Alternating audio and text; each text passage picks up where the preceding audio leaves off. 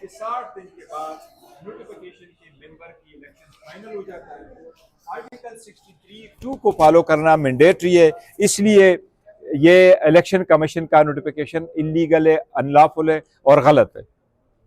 साथ ही हमारा यह कहना था कि पेशावर हाई कोर्ट ने हमारे रेड पिटीशन को मेंटेनेबल करार दिया है, हमारे रेड पिटीशन को साइनाडाइनी एडजर्न कर लिया है, लेकिन हमें कोर्ट ने यह कहा कि मैं आपको रिलीफ नहीं दे सकता क्योंकि आप पहले सरेंडर करें।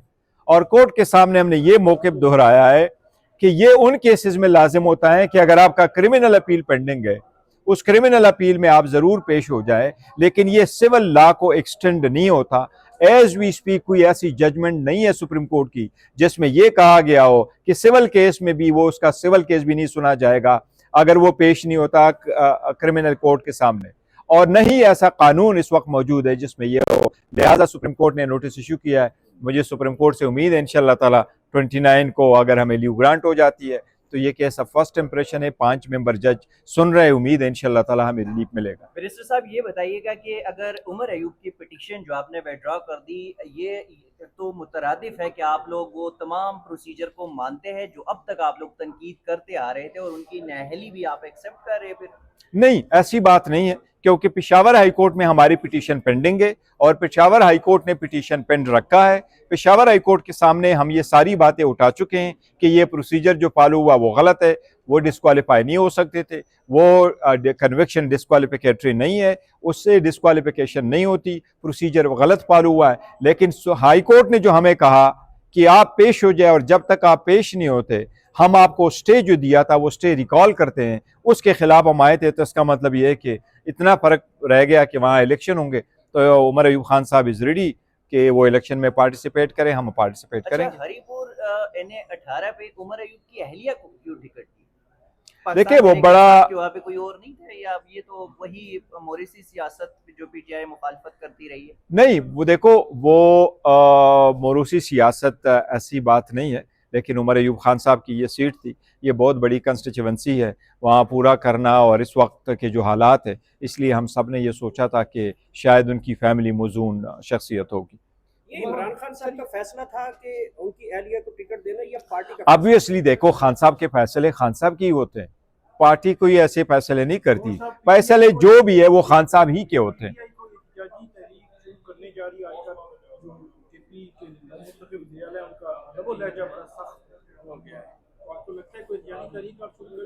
देखो तहरीकें जब भी हमने शुरू की हैं, चाहे वो रैली हो, चाहे वो प्रोटेस्ट हो, चाहे वो जलसा हो, इवन जलसे की डेट हो, इवन जलसे की वेन्यू हो, वो सब खान साहब ने दिए। एज वी स्पीक खान साहब की तरफ से कोई ऐसी हिदायत नहीं आई, लेकिन अगर खान साहब की तरफ से कोई ऐसी हिदायत आई है तो वही पे अमल दरामद करे होगा इंशाअल्लाह ताला। बाकी कुछ स्टेटमेंट सियासी होती है वो होता ही रहता है, लेकिन 26 नवंबर को बहुत कुछ हुआ, हमें मीडिया ने भी कुछ रिपोर्ट किया, तो क्या आप 26 नवंबर को इस दफा कोई ऐसा इवेंट रखेंगे कि ताकि उसको? देखिए मैं कुछ कह नहीं सकता। खान साहब से मुलाकात 29 तारीख को मुमकिन है, कल मुलाकात का दिन है अगर मुलाकात हो पाती है। उसके अलावा फिर खान साहब की जो केस है वो 30 तारीख 29 को लगा हुआ है, 29 को फिर हेयरिंग होगी, उसमें इंशाअल्लाह ताला जाएंगे, देखेंगे कि खान साहब की तरफ से क्या हिदायत आई। बट एज वी स्पीक कोई ऐसी इंस्ट्रक्शन नहीं आई है।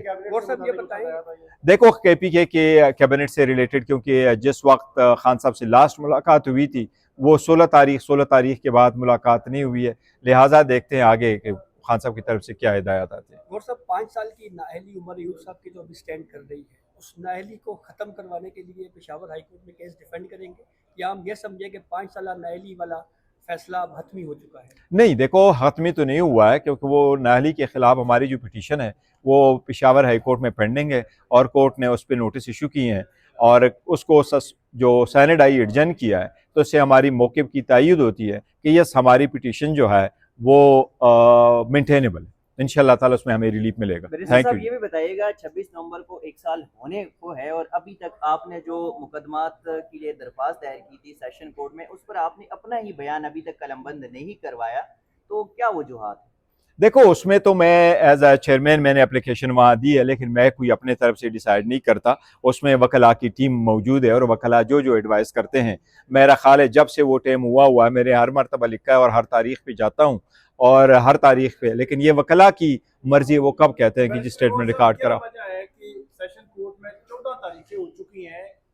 आपके जो वकला है वो पीटीआई के ही है, और इमरान खान साहब तो कहते रहे इस केस को फॉलो करें, और आपके वकला जारी सी बात ये कह रहे हैं कि हम फर्दर इसको नहीं चलाना। मैं तो ये कह सकता हूँ कि 14 तारीख है, 15 तारीखें हुई है उसके साथ, और मेरे ख्याल है मेरे पास सारा कुछ लिखा हुआ है, बल्कि मेरे पास अगर रिमार्केबल अभी होता तो मैं आपको ये भी लिखता, मैं किस टाइम पहुंच जाता हूँ और क्या क्या उसमें प्रोसीडिंग्स होती है वो भी लिखता हूँ। लेकिन ये वकला के हैं, लीगल मैटर्स है, उसमें क्रिमिनल वकला जो एडवाइस करते हैं उन्हीं की एडवाइस के मुताबिक चलते हैं। देखो आसान होगा, मेरी स्टेटमेंट रिकॉर्ड हो जाए तो फिर मुझे वहाँ जाना ही नहीं पड़ेगा, लेकिन एनीवे हर तारीख पे जाता हूँ। वकला जब कहेंगे तो मेरा ख्याल है वकला और जर्नलिस्टों की अपनी दुनिया है, वो जब कहेंगे तो इंशाल्लाह। वज़ीर आला खैबर पख्तूनख्वा कुछ वफाक से महाजराई चाहते हैं, क्योंकि उनके आजकल स्टेटमेंट कुछ ज़्यादा ही सख्त आ रहे हैं। नहीं, महाजराई नहीं चाहते, महाजराई होने भी नहीं चाहिए, वो अच्छे ताल्लुक होना चाहिए, और हम नहीं चाहेंगे। दो हमारे साथ महाजराई की कोशिश की गई थी जब वो बन रहा था, मुख्तलिफ किस्म की स्टेटमेंटें आई हैं, बट बहुत हो गया। मैं तो यही कह रहा हूँ 3 साल हो गए, इनफ इज़ इनफ। और साहब एक मुलाकात पहले भी आपकी हुई थी, तो कोई और मुलाकात ऐसी हो सकती नहीं, अभी मुलाकातें ही तो नहीं हुई ना। और सर एक बात शेख अब्दुल साहब ने ये दावा किया है कि 26 नवंबर को जो एहतजाज था उस एहतजाज में एक वफद गया था अडियाला जेल में, रात को अडियाला जेल खुली थी, इमरान खान साहब का यहाँ रिकॉर्ड होना था, आपका मोबाइल पता नहीं बाहर था, आपने कहा या अंदर लेकर गए थे, वो क्या मामला था? सर 1 साल हो गया जी, अभी मेरा ख्याल है। ये वैसे है साहब ने बहुत बड़ा दावा किया है कि आपका मोबाइल बाहर था, आपने कहा नहीं देखो, मोबाइल मैं लेके आऊंगा, इमरान खान का बयान रिकॉर्ड कराएंगे, क्या मामला क्या था? नहीं देखो, उस पर मैं मजीद कोई कमेंट नहीं करूंगा। इतना कहूंगा कि गए तो वो दिन पे कोई चोरी छुपे तो नहीं गया था। 25 तारीख वो मीटिंग अनाउंस नहीं की आपकी? नहीं, वो तो जिस वक्त हम देखो खान साहब से जब मुलाकात हुई उस वक्त, या खान साहब से मुलाकात के बाद, तो आपकी मीडिया के लोग तो वहाँ मौजूद थे। वो रात वाली मुलाकात 11:30 बजे जो मुलाकात हुई थी उसकी बात कर रहे हैं।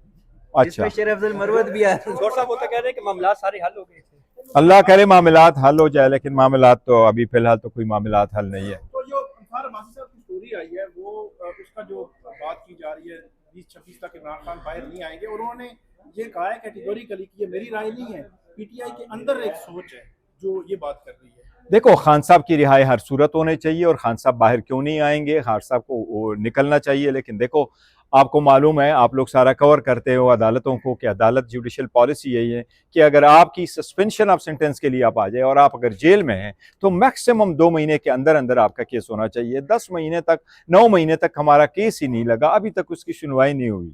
तो देखिए, मैं तो अदालतों से हमेशा अपील करता रहा हूँ, अदालतों को मैं कहता रहा हूँ, मेरे अप्रोच और दूसरों के अप्रोच में थोड़ा सा फ़र्क ज़रूर होगा।